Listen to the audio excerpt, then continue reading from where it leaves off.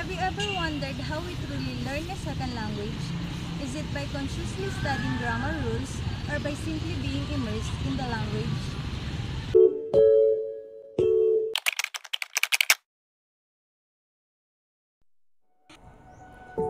Acquisition learning hypothesis. Acquisition is subconscious and natural. Learning is conscious and rule-based. Acquisitions leads to learn-term fluency.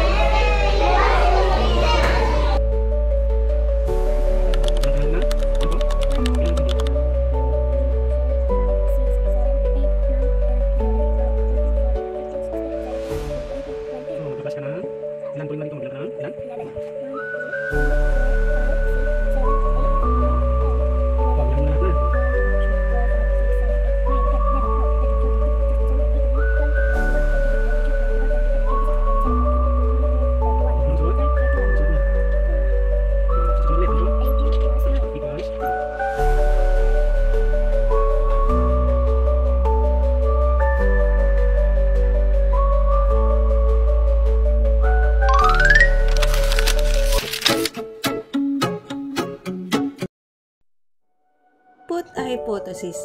Learners acquire language through comprehensible input. Input must be slightly above their current level. Acquisition happens when we understand input that contains structures slightly beyond our current level.